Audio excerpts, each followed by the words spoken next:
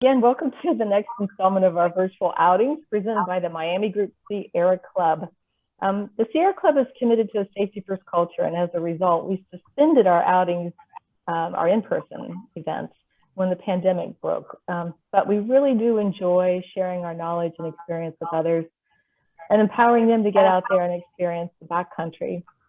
So we chose this virtual platform to keep on doing that, hoping that once again, when we're on the other side of this pandemic, more of our friends will be prepared to safely and confidently join us out there on the trails. Hopefully we'll see the end of the pandemic soon and can get back to our in-person activities. But in the meantime, we hope you all stay safe.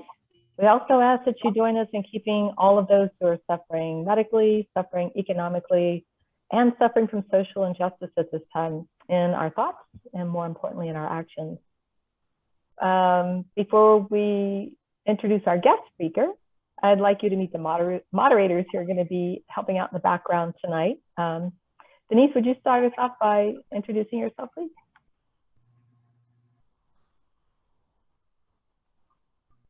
Are you there, Denise? I think we lost Denise. Yeah, Denise should be back in now. We had to let her back in. Okay, all right. Barry, you want to go ahead while we're waiting for Sure. Okay. My name is Barry Randall.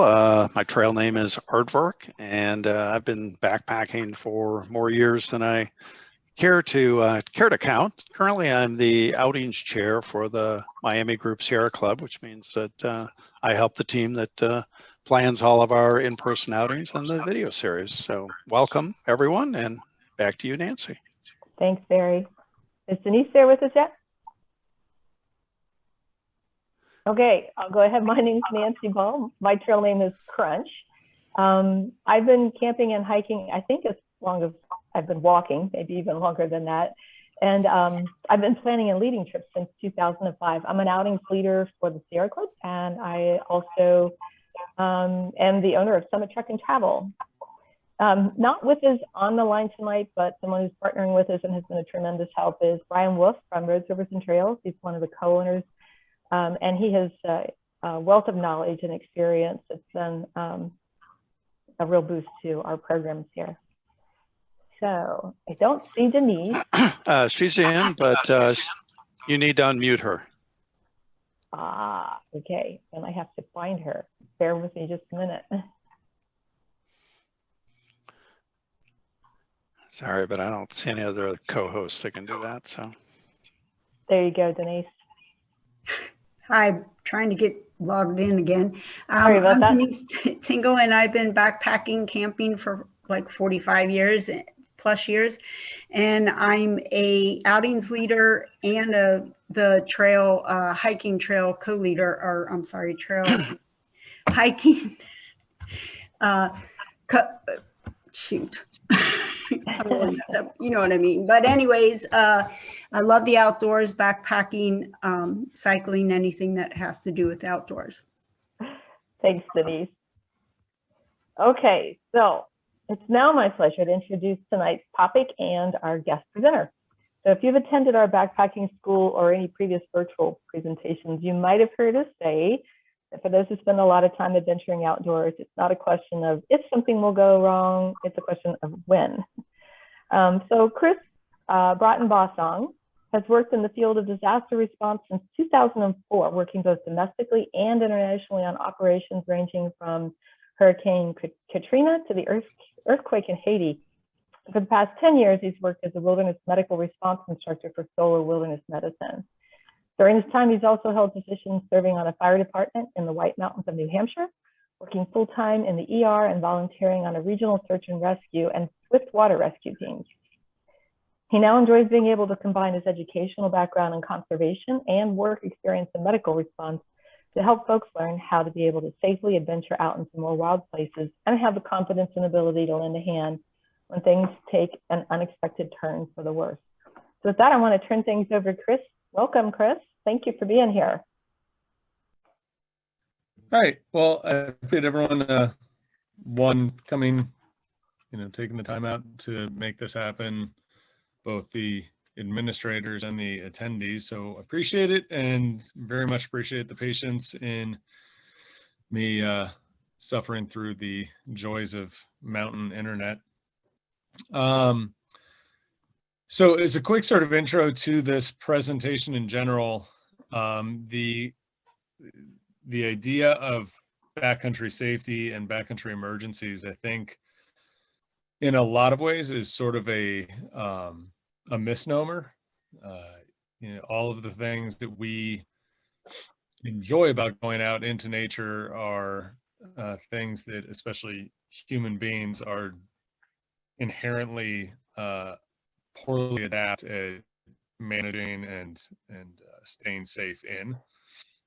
So the idea of backcountry safety is sort of a myth, and I think we have to take a certain level of or accept a certain level of inherent risk anytime we're wandering off the trail. So what I tried to do was instead of turning this into a training, more just shedding some light on what tends to be some of the most common causes of backcountry emergencies that we see.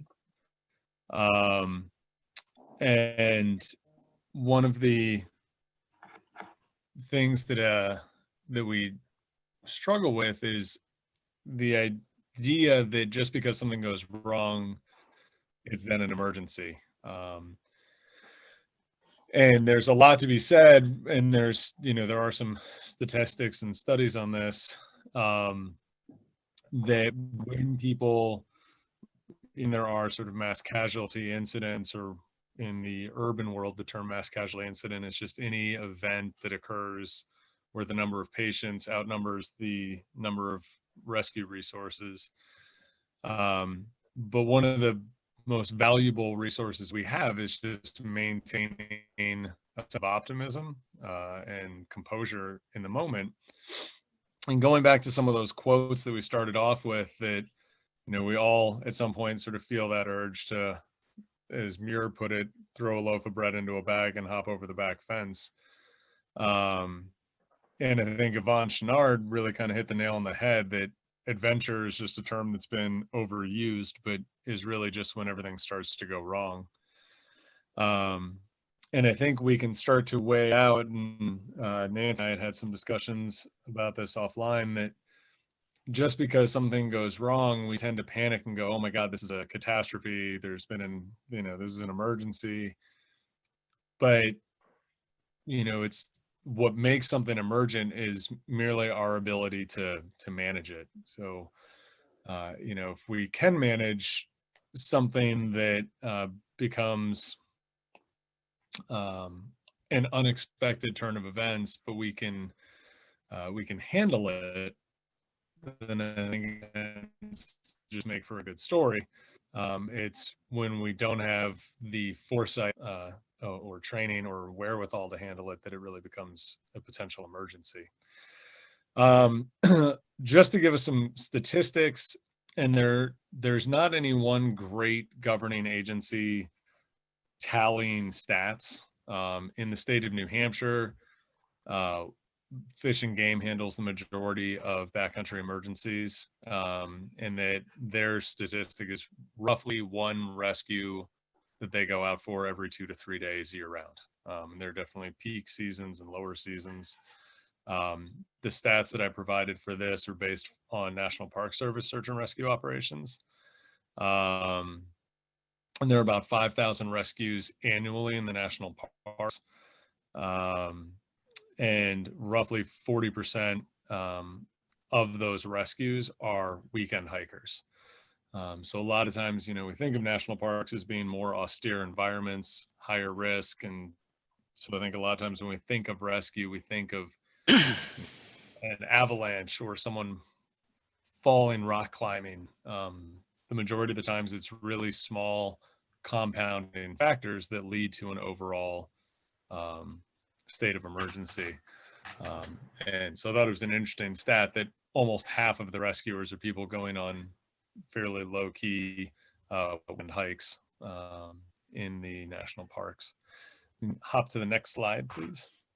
So with some of the most frequent reasons that both in the national parks, but for myself, I've worked with a number of search and rescue teams up in the White Mountains, serve on 2 of them. And the majority of times that we go out, it's not for major catastrophic events. It's for things like people getting lost, people, not packing appropriately, general fatigue and exhaustion, and really minor musculoskeletal injuries.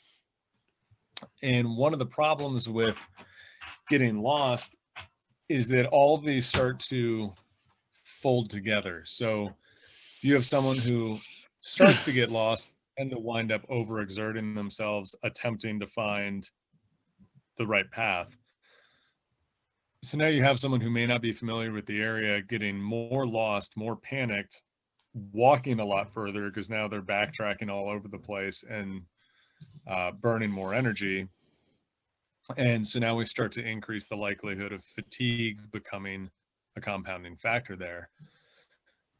In New Hampshire, we tend to see, honestly, a lot of hypothermic and environmental emergencies occurring in spring, even though we would generally think that winter would be our prime candidate for that crown.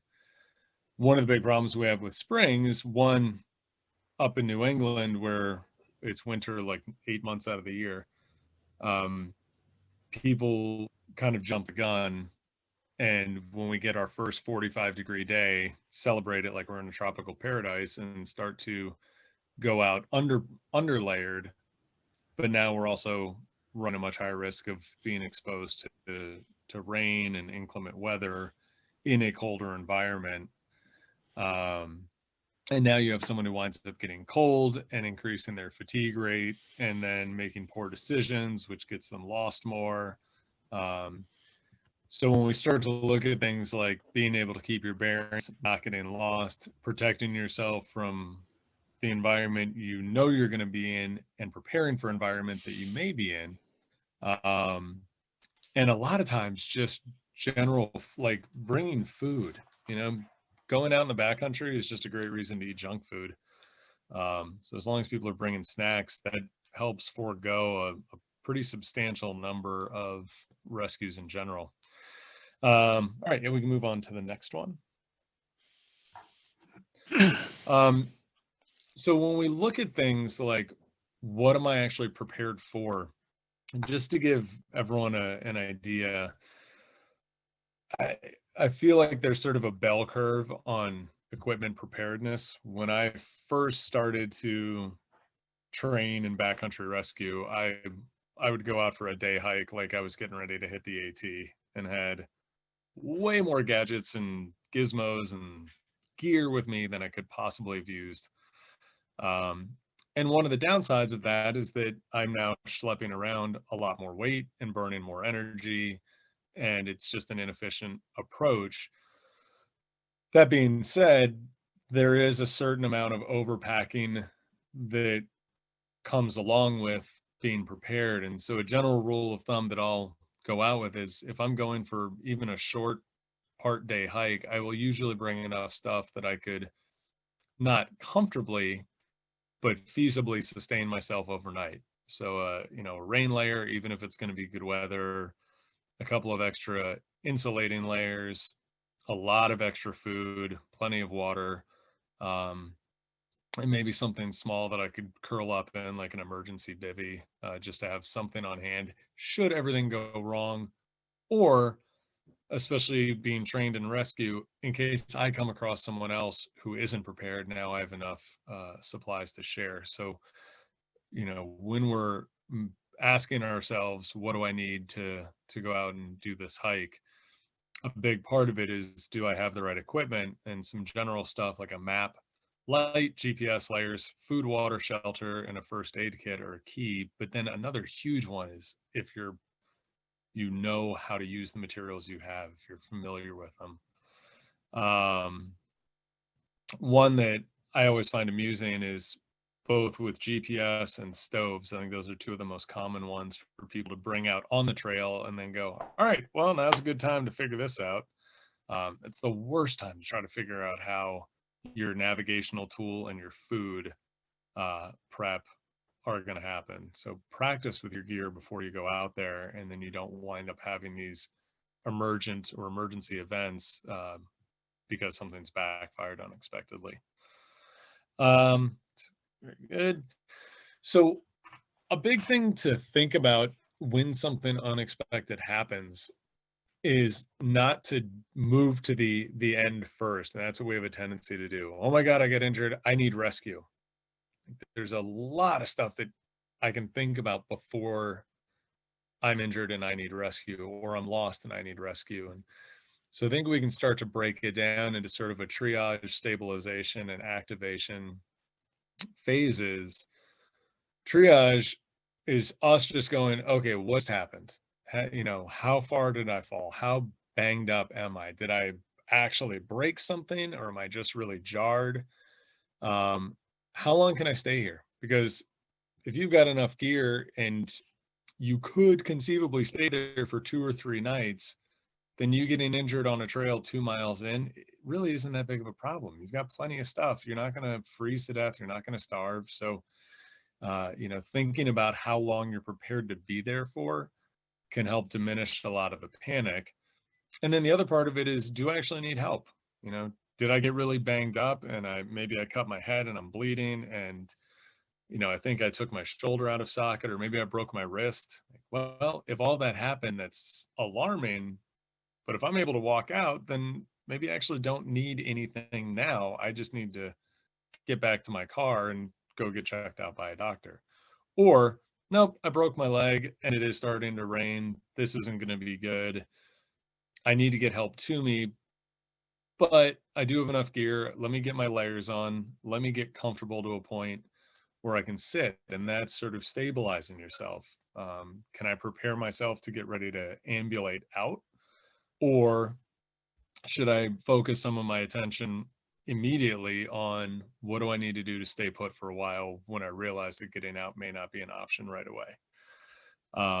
So thinking about what you need to do to stay safe and get comfortable. And it sounds goofy, but if someone falls and gets injured, that's not a bad time to just sit there and have a snack. Get something to eat, make sure you got some energy, keep your wits about you, and then start to formulate a plan from there. And I'm not in any way advocating smoking, but there's a sort of legend of outdoor education named Paul Petzl, a Western mountaineer cowboy character who founded the National Outdoor Leadership School, Knowles. And one of his old adages was the best thing to do at the time of any emergency was to sit down and have a smoke. And the idea being that it gave him a couple of minutes to just sort of take it all in and figure out what to do. And then the sort of activation component of this is once you've gotten all of your ducks in a row and either you've gotten yourself bandaged up or you've gotten some layers on, or even if you realize you're not going anywhere, but you got a tarp or a tent set up and you can crawl into that to get out of bad weather. Now you're starting your plan. Now I start to work on like, okay, I need to do X, Y, and Z to maybe just survive the night. Maybe you got injured, sundown, it's a high traffic trail, but no one's going to be on it overnight. Can I just set myself up to stay here safely for one night, knowing that there's going to be a good number of people on the trail the next day and someone will find me? So figure out what you need, then take some steps to just set yourself up for success for the immediate, and then worry after all that's done about what you're going to do next to actually get yourself out or get yourself where you need to be. So talking about getting lost, like I said, this is our biggest, one of the biggest reasons that we go out for rescues. According to the National Park Service, lapse in judgment, which is a diplomatic way of saying someone got lost, or maybe getting lost sounds more diplomatic, I'm not sure. But a couple of things that to know about this: there's a huge number of people that get lost towards the end of the day, and oftentimes if you're setting up camp, it's getting lost going to the bathroom.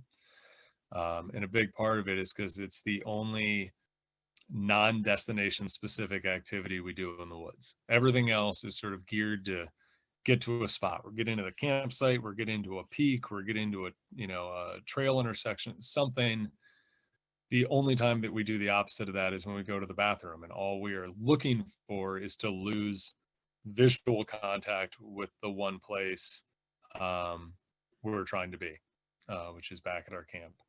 So people wander off from camp around sunset to go to the bathroom and keep looking over their shoulders to make sure that they can't see anyone.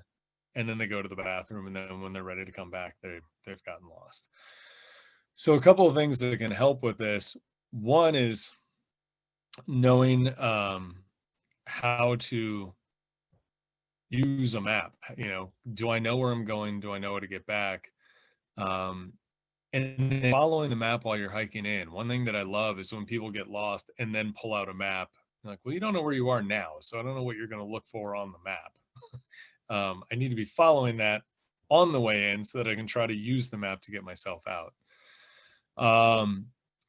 Does anyone know where you are to begin with? You know, if someone knows my planned approach and my planned exit, and I can tell them, hey, I should be back by 5. If you don't hear from me by 7, do me a favor and send some help. That way you've got a built-in safety. If everything goes wrong for you, you already have someone looking out for you. And then just in general, do you know how to get to where you're going, or is this a first time in? You know, if it's the first time, I would probably plan some duplicate navigation measures. Like maybe I'll start tracking my route in on a GPS that's in my pack while I'm following a topo map, just so I have some backups. And then not forgetting really common sense stuff, like looking at larger geographical bodies. You know, if I hiked up a mountain with a stream on my left-hand side and then I get lost off trail, as long as I haven't crossed the stream, it should be on my right-hand side for me to get back. And a lot of times once we get into that panic mode, we just start frantically looking around for something familiar, and then we become painfully aware of how similar every tree looks. Unless there are any arborists in the group, then they might dispute that. But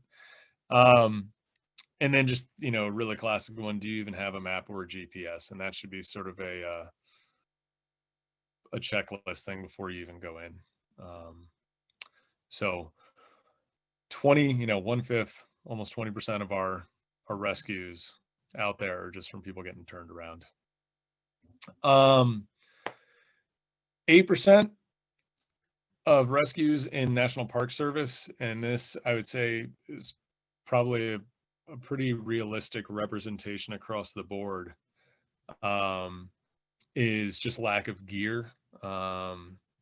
And where we generally see this kicking the most is cold weather, or food and hydration and hot in the heat. And that's one thing that sets people up a lot for failure that I'll see out here is folks going, oh, it's sunny, it's a beautiful day out, I'm not going to need anything, it's fine. They just don't anticipate how much salt they lose sweating profusely hiking up a mountain. And then they start to have some serious muscle cramping issues. In the cold, you know, a lot of times we talk about heat exhaustion and heat stroke, and exhaustion happens whether it's hot or cold out. Our bodies are either massively burning through calories trying to stay warm, or we're just dumping calories out in the form of sweat. But whether it's hot or cold, regardless of what layers we have on, if the furnace has no fuel in it, we're going to crash. So there's a big benefit to sort of preloading your calories in either environment and your hydration, but then also having extra stores. But when we look at things like anticipation of weather, you know, even though it says it very plainly on the slide, the way I differentiate what am I expecting versus what am I prepared for, I'll go out thinking all I need is my vest and like a long sleeve shirt. I'll be fine. It's an autumn day. I'm going to sweat. It's going to be hot. This will work fine. But I also know that I've got an additional puffy layer in my pack and a shell and maybe some rain pants with me as well. And at least that way I've got that added security of weather's supposed to be good. I'm fine in what I have on. I'm going to get warmer hiking. But if I need to stay there longer, I do have all this additional gear with me. I can always put it on if I knew. And then the big one is how long can I last while I'm out there?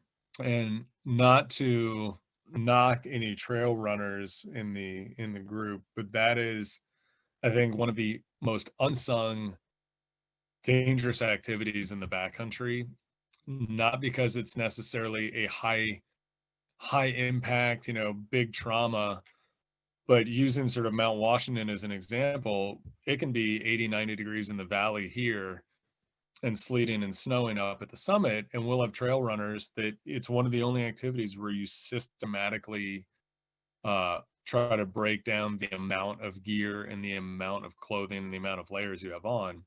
And so if we have someone who's out trail running and they slip and roll an ankle and can't walk on it, now you've got someone in short shorts and a tank top sitting in 20-degree sleet, and maybe it's going to be 3 hours before we can actually get people to their location, and that person's going to be in a lot of trouble because the weather they're expecting, the weather they're prepared for, and their ability to sustain in that weather are all very skewed from the challenges that they wind up facing. So it's sort of a trifecta of considerations there. This is what we, always sort of think about is like, at least I think about sort of the big trauma. We're worried you're gonna break stuff. And I would say the vast majorities, even of injuries that I've carried out, have not been breaks, but have been bad sprains. We've treated them as fractures because of the assessment is in line with that. But as it turns out, a lot of times they're just bad sprains. Just as a quick side note, this actually, and it kind of ties into this whole idea. But this was a patient that I worked with, actually a student that I worked with in Malawi in Kasungu National Park. I was out training anti-poaching units there. And it was amazing how resourceful these guys were at building splints. So when we talk about what supplies do I have, what am I able to manage with, he built an amazing leg splint just using an empty grain sack, or our equivalent of a trash bag, packing it full of leaves, and then the strips that are tied around that are strips of bark off a tree, and then a couple of tree branches that he grabbed. So with some additional training, like a wilderness first aid course, as a shameless plug for the one that I'll be teaching in August, our capacity to manage adversity out there goes up tremendously. But breaks, it's another 10% of rescues is falls leading to limb fractures. But one that we don't talk about a lot is what injuries are people going in with. And I think as trip leaders, especially, it's one thing that becomes tricky. No one wants to be told that something's out of their league. But a trip leader, I think, always has an obligation not to get people to where they want to be, but to get people back to where they came from. So if we're taking folks out, that's a big consideration. Does anyone have an injury that's going to predispose them to unnecessary challenges on this particular trip? And if so, let's have a discussion about whether or not this is a good choice for them. As the individual, and I've actually seen this on rescues, we get called out for a rescue and people show up and want to help and neglect to mention the fact that they are still getting over like a bad knee sprain, or one person who had just gotten knee surgery and not even a quarter of the way into the hike had to stop and sit down, be essentially left behind on the trail because we had to get to a patient. We didn't have the ability or the resources to take care of two people now. So, knowing your limits is hugely valuable when it comes to avoiding some of these things. And then thinking realistically, what injuries might happen along the way. If we're out in Red River Gorge and the trail you're on is going to be more sort of low rolling hills, I'm probably not expecting any major trauma. Or if I am, maybe I need to rethink how I hike, because I wouldn't expect major trauma. If I'm going to be in a much rockier area with much more challenging terrain where a simple misstep could mean a snapped ankle, then maybe I want to beef up the equipment I have with me so I can try to treat myself or treat the people I'm with if we do have a fracture. You know, when I was hiking, I spent a couple of weeks out in the Black Hills, and it's just rolling grasslands. I probably wouldn't anticipate a lot of major injuries there. But it would go from 80s in the day down to 20s at night. So environmental risks were a big one to plan ahead for. Whereas in the whites, most of our trails on the side of the notch that I live on are 3 miles round trip. So being out for a long time usually isn't a big concern, but they're really aggressive, rocky, unstable terrain. So getting ankle and knee breaks are fairly common. And then starting to factor in as well, what injuries am I in a position to manage? And if I get injured, just because I broke something doesn't mean I can't walk unless it's a leg. So thinking about that as well, like, oh my God, I think I broke my wrist. Well, it's not that bad. You can walk with a broken wrist. Maybe this isn't that emergent. I don't necessarily need rescue to come in. I can start moving out. Next slide.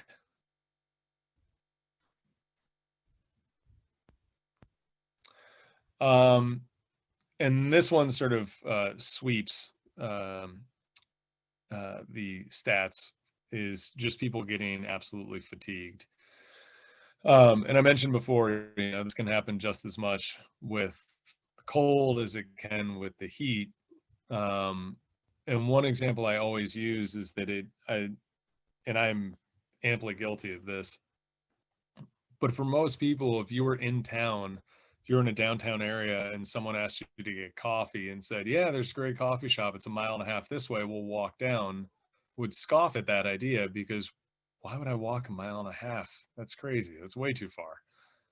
And it's very counterintuitive that distances that we would generally avoid walking when they're paved and easily accessible are usually what we consider insignificant when we're going on the trail. Like, oh, 1.5 mile trail, that's lame. Let's do the 6-mile one. So a lot of times we have a tendency to, I think, push ourselves beyond our sort of fitness or training capacity. And so it's something we need to just be wary of, not to say that we shouldn't do that longer trail, but our bodies are going to need a lot more pampering. Like, I'm definitely going to need some more water. I'm going to need some more food. I'm going to want to rest more. So it's going to take longer.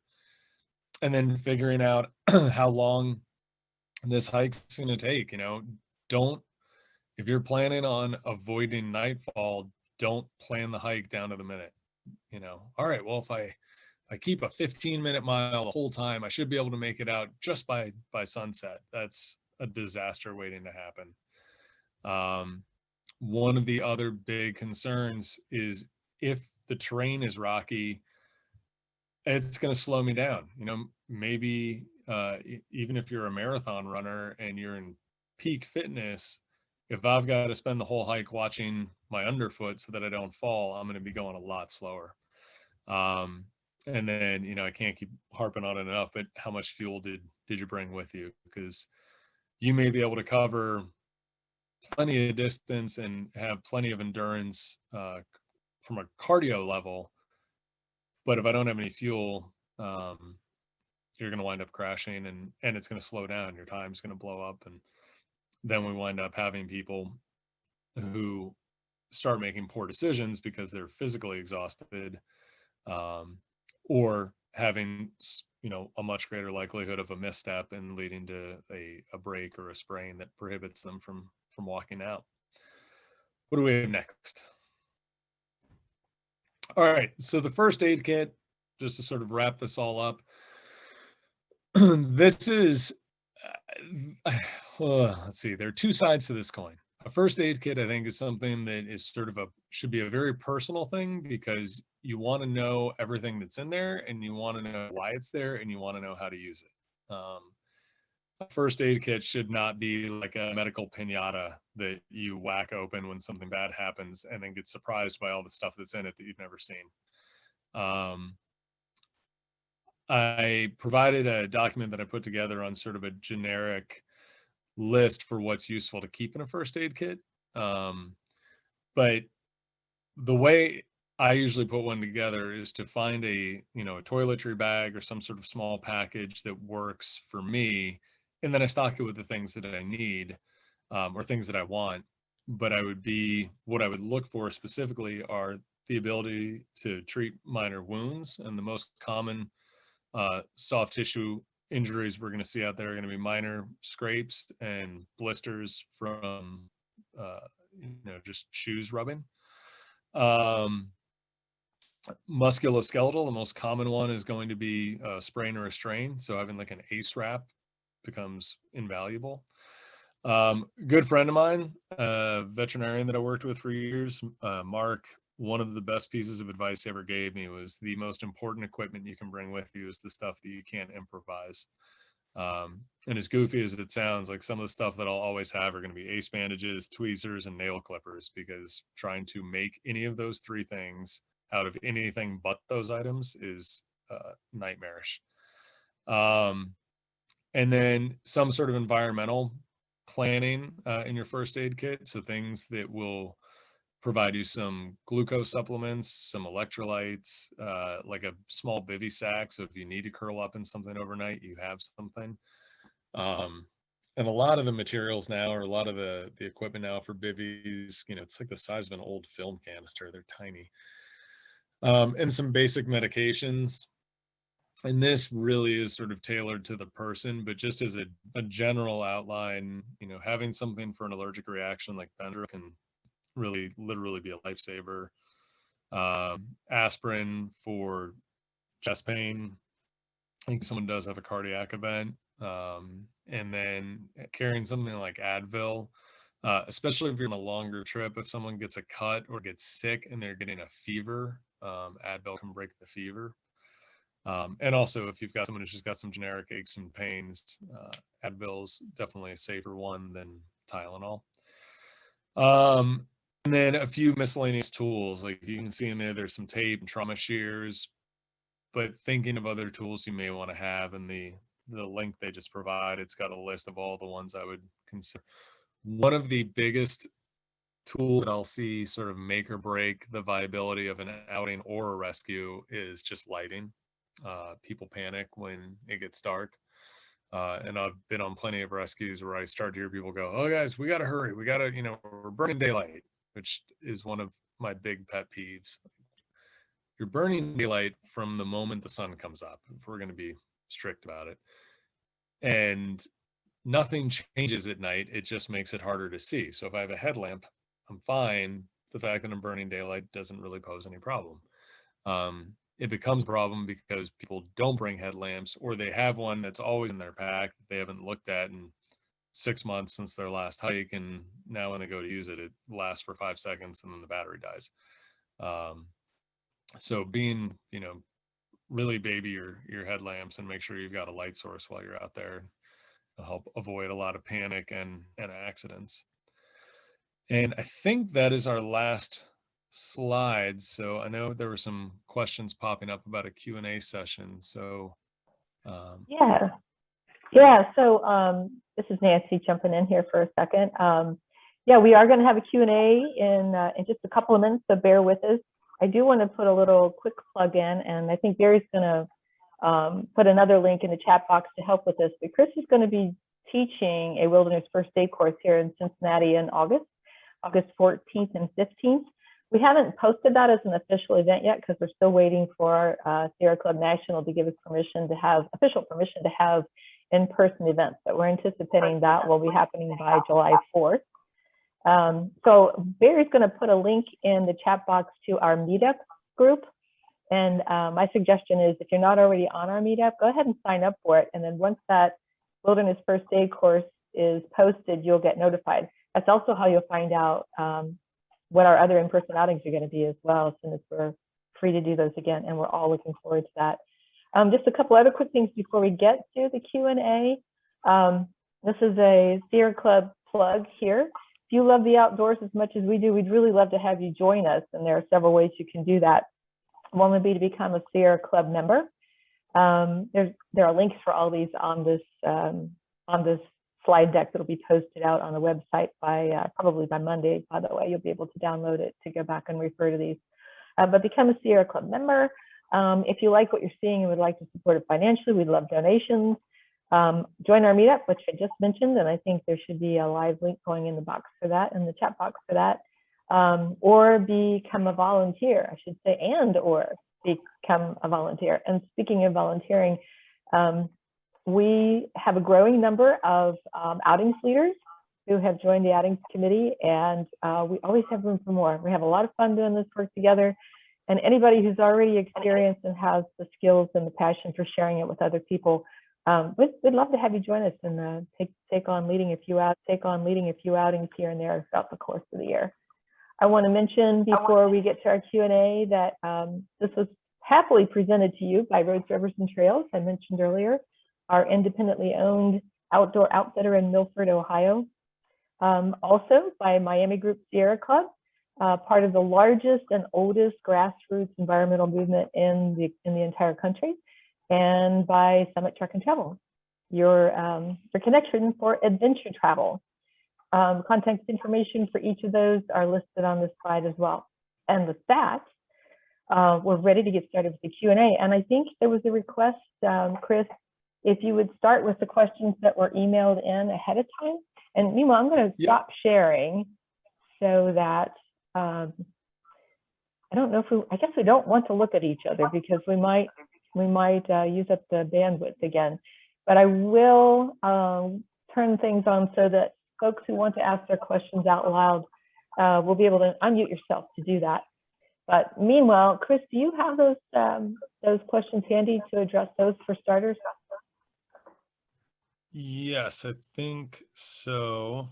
Hang on one second.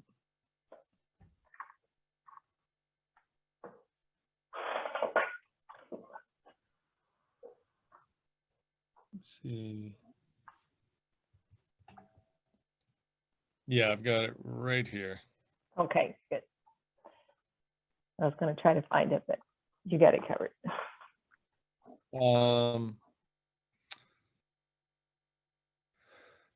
All right, so the questions were, what do you recommend to keep in a first aid kit? And that was actually what prompted that document and that final slide. So I appreciate the question. Hopefully that answered it. If there is any other questions specifically on that, please do let me know. Hey, Chris, yeah. There was one additional question about first aid kit. Kevin is asking, do you know how to get a hold of extra strength antihistamine tablets like Benadryl? The only thing you can seem to find in the drugstore antihistamines for seasonal allergies like loratadine and stuff, not like these things. So as far as extra strength Benadryl, I wouldn't, if that's what you mean, I wouldn't bother looking for anything like that. You should be able to find normal Benadryl, which is just 25 milligrams per tablet. And I would just get it in either pill or liquid gel form. The big bonus with the liquid gels is that if you have someone who's having an allergic reaction that's affecting their airway, if I can just cut open the liquid gel, I can still give them a dose of that. And then Kevin, if it helps, and I don't mean this to sound sarcastic at all, but I get overwhelmed going into drugstores. So look for pink. If you look for the color pink in the drugstore, that will be all of your Benadryl and like generic Benadryl stuff. Usually everything else is going to be green, like your loratadine and Zyrtex and everything. But the question just popped up in there related to that. Someone said that they've been told you could take 3 or 4 of them at once if needed. Yep. So the sort of prescription or I guess the protocol dose would be 50 milligrams. If you were having a severe allergic reaction, I would get, if you took 4 at once, that would be fine. You are going to probably hit a pretty substantial dose of feeling very drowsy, but small price to pay. The one thing to know though is that Benadryl's what's called its therapeutic index caps pretty quickly. So 50 milligrams is what you should take. 100 milligrams would be a hearty, substantial dose. But if 100's not doing the trick, 500 is not going to do the trick either. So 100 would be sort of your top end, like jackhammer dose of Benadryl. But yeah, that would be fine. 3 or 4 of them would not be a problem. One more quick question for you that popped up before you get back to the list that you had. Someone is asking if snake bite kits work. Not really. They're one of those things that sort of work in like a vacuum lab setting. So what they've found with statistically, what they found is that the Sawyer extractor, which is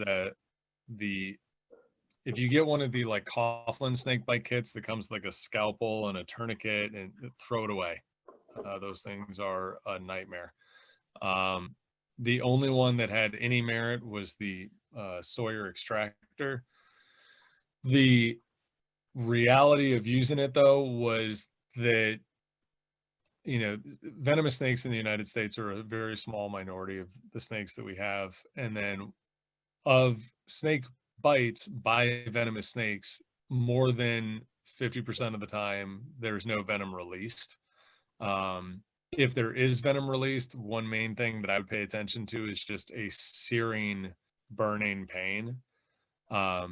And what they've found to be more effective is just immobilizing the leg at that point. You don't want to cut off circulation because our body is still funneling antibodies in there to attack that venom. But I do want to limit the amount that I'm ambulating so that I'm not pumping that venom around more. And what they found is that trying to use something like a Sawyer extractor became an unworthy priority. Essentially, was that people would spend their time focusing on getting that done instead of like trying to call for 911, trying to get a limb immobilized. And the amount of venom that it actually withdraws is pretty insignificant. So Chris, a couple other questions are starting to pop up, but why don't you go ahead and go back to the original email list, and then I'll keep track of the others that are coming in. Okay. Let's see, we've got, how quickly can hypothermia set in when not in the water? So it's sort of a trifecta of considerations there. With just as a good rule, so we lose heat about 25 times faster in water than we do in air at the same temperature. But when not in the water, it's a combination of what temperature we're in, what layers we have on, and our actual body chemistry, you know, how insulated we are as a person. So there's not any good answer. When we see, like, there are statistics of people going into moderate hypothermia in less than 10 minutes or, you know, even 5 minutes in some cases. But just to give you an idea, people that wind up going into like early stage or even moderate hypothermia in short periods of time, they've been in settings where the temperatures have been like 20 to 50 degrees below zero, with wind chill. So when we're looking at hypothermia, it's going to be more making sure that you've got someone well insulated and able to generate enough heat to maintain themselves. And the biggest thing to look for, honestly, is if you have, when you're out there, if you have people who are getting irritable, you know, generally we pick people to go out with that we enjoy being around. If you start to realize that the person you're with is driving you crazy or you're driving them crazy, one of you is either running out of calories or running out of temperature. But there isn't any direct clock on how long hypothermia takes. It's going to depend on the air temp, your insulating sort of factors, and then your internal chemistry as well. What is the best way to get someone out of a panic state? Number one thing not to do is tell them to calm down. I've found that both in relationships and in rescues. Yelling at the person to calm down just gets you hit. So usually what I'll try to do is just focus on breathing. If you can get the person to do nothing else but slow their breathing down and just get them to either take a deep breath or blow out hard, and either one triggers you to take another deeper breath. Or if you can just get them talking. A lot of times we panic and sort of lock down our breathing or hyperventilate. And if you can get someone to just become more conversant, it sort of forces them to exhale it with words and then take a breath in, which will start to slow their breathing down a little bit. The last two were, what is a good snack for someone who has low blood sugar to bring along in a first aid kit? Like I said before, I think one of the great things about any sort of outdoor activity is that it's an amazing way to rationalize eating complete garbage. The more sugar stuff has in it, the better. If you want something that's healthier, though, a good sort of one-stop shop, I think, is dried pineapples. They've got some natural salts. They've got a good amount of fiber in them. So if you are getting a little like constipated from lack of hydration, it'll also help with that. And it's got a fair bit of sugar. If allergies aren't a concern, peanut butter, like the crappiest bottom of the shelf garbage peanut butter you can get, is essentially a blended protein paste with a lot of salt and sugar added to it, and then oil that our bodies will metabolize sugars really quickly to bounce someone back from low blood sugar, and then it'll use the rest of the proteins to metabolize sugars in a slower rate and sustain them a little longer. If you have to leave an injured person to help, what's the best and kindest way to do this? Look at your pack and theirs and figure out what you can do best to set them up for success for a while. And I would never hesitate to leave someone once I've done everything I can do. So if I have someone who, has broken their leg, me sitting with them for an hour and a half trying to comfort them really isn't helping. I could have been an hour and a half closer to just getting rescue in to get them out. So do try to be conservative with the amount of time we spend outside of doing what the person needs to actually get them the care that they require. And I don't mean that to sound callous, but you do want to be realistic and go, all right, well, I checked them out. I made sure this is everything that's wrong. I'm going to, maybe I've got a tent with me. Maybe I've got some extra layers, some food. I'll leave that with them as long as I have enough to get myself out safely. And then one of the number one things that gets missed, though, is if you're leaving someone to go get help, make 100% sure you have in like triplicate ensured that you're able to get back to where they are. And a lot of times we leave in haste and then realize like, well, I had a general idea of the direction. Crap, I really don't remember exactly where they were though. So I would focus on leaving them some supplies and then just making sure you can get back to exactly where they're at. That wrapped up the Awesome. email. Thanks, Chris. There's one person who was wanting to ask their question out loud. We're running a little bit over on time, so I thought maybe we'd let him get his question in, and then we'll see if we have anything else typed in if people want to stick around for more. If you're available, Chris, then we can do that too. Okay, Yeah, so Scott Remick, I think you should be able to unmute yourself to ask your question. Hey, Chris, it's Scott. It's been a year. Yeah, good to see you, man. You too, man. So I was just wondering quickly if you had any personal stories, positive or negative, from people using personal locator devices, emergency personal locator devices like a Garmin InReach. Yeah. One thing that's been nice is there was always sort of a battle between like Garmin, InReach, Starlink were sort of the big ones. And now Garmin and InReach have partnered and made one device, which also means you get the benefit of all of their satellites.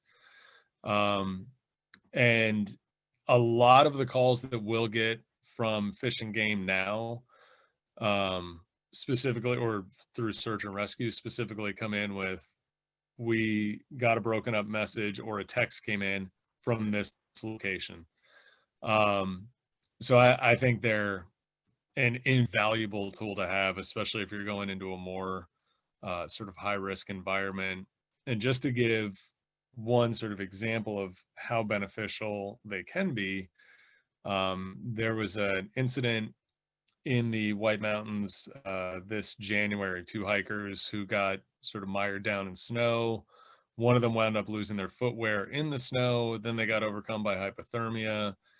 They were able to get coordinates out, and then search and rescue was able to activate National Guard out of Concord to send a Black Hawk into those coordinates and evac them out of that. So in instances like that, like that really can make a life or death difference, because it removes the entire search component of the search and rescue part of it. And then we can just focus efforts on where are they, or now that we know where they are, how much time is it going to take to get there? How realistic is that time frame, and what can we do to expedite it? Cool. So if you're still hanging in there with us, everybody who is still listening, again, if you've got more questions, I think we're still getting a few things in the chat box. One of them I saw was, Chris, do you have any recommendations for emergencies for our 4-legged hiking buddies?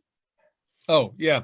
Honestly, peanut butter is a gold mine for them. The 2 biggest problems, and before I did EMS, I spent about 18 years doing veterinary work. And that was what most of my disaster work was doing, or disaster response work. I'd like to think the work wasn't a disaster. But the 2 biggest issues we see with especially canines on the trail are toe pad injuries. You know, they're used to walking on grass or carpet, and then all of a sudden we start walking them on gravel and they start sanding their toe pads down, and then they will just stop walking. And the other one is just exhaustion. If you think about anytime you have a dog on the trail, like for every 1 step we take, they're taking 500. So peanut butter, I've literally brought dogs back from like the brink of death in flood situations with just peanut butter and water. But if you're going on gravelly, rougher terrain, buying those annoying dog booties that makes your dog look like they're walking on a glue pad, put them on and just play with your dog in the house for a week or 2 before you expect them to use them on the trail, and get them used to it. And you know, it'll remove probably 70% of the types of problems they're going to run into just having their feet protected. So here's a fun one, Chris. This is from Kevin. He said, what's your favorite kind of frivolous or expensive first aid / rescue / outdoor gear? He says, I'm talking like Israeli military blood clotting spray stuff, magic bendy splint things, weird multi-tools, whatever.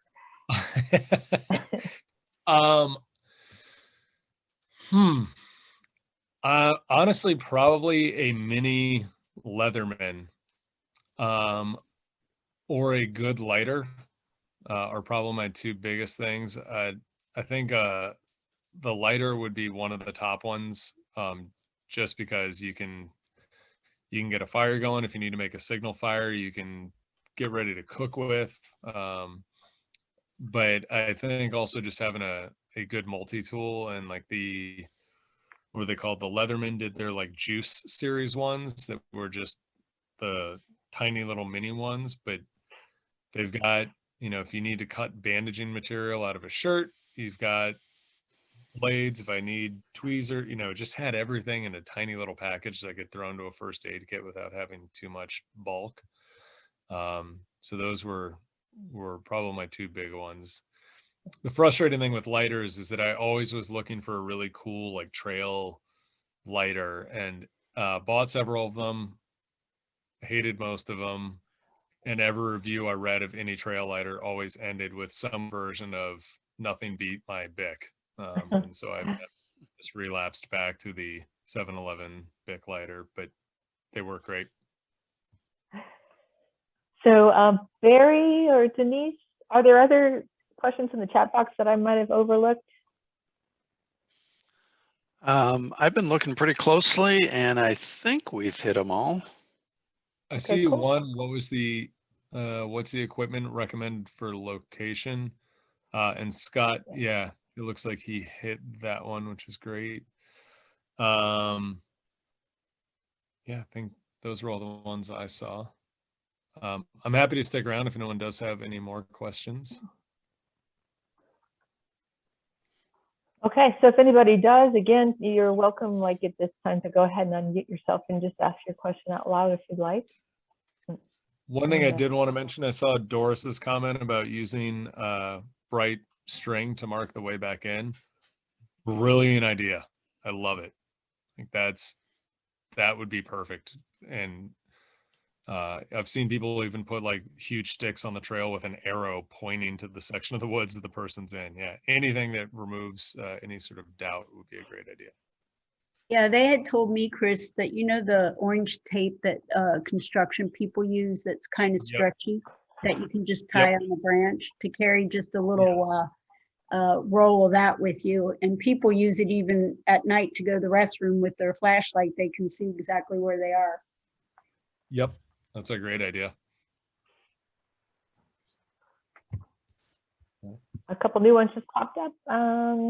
Kevin is asking, since you've done international search and rescue / disaster relief stuff, any water-related injuries you've ever had to deal with, like poor water sources, parasites? I've been really lucky. You know, I've spent a month and a half doing search and rescue in Katrina.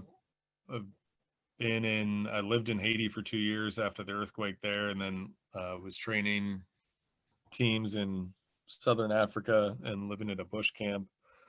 And I had one stomach bug the whole time. Mm-hmm. Not that I'm partial, but what I used for 90% of that was a SteriPen. So as far as just actual efficacy goes, I think they're fantastic.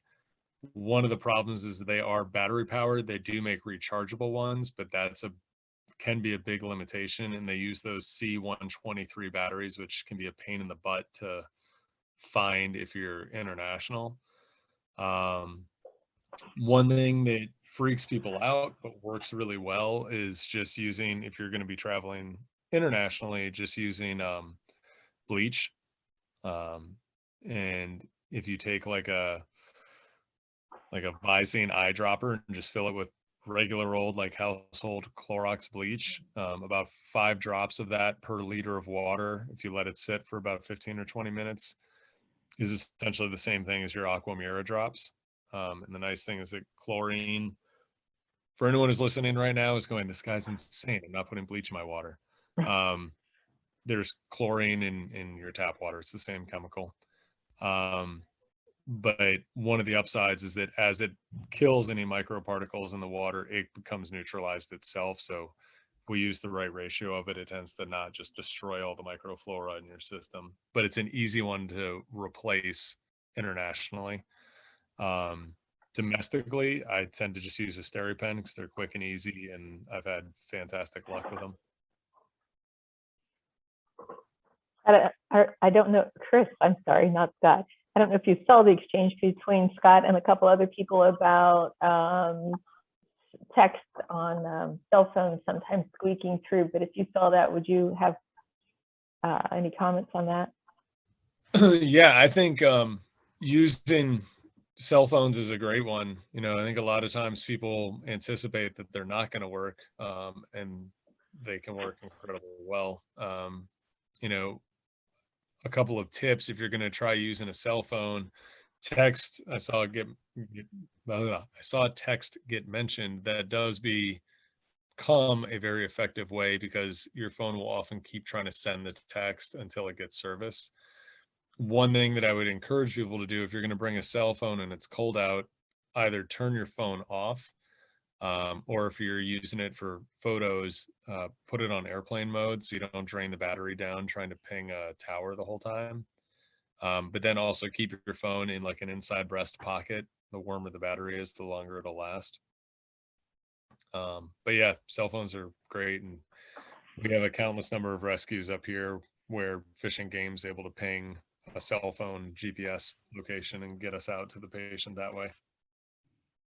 Cool.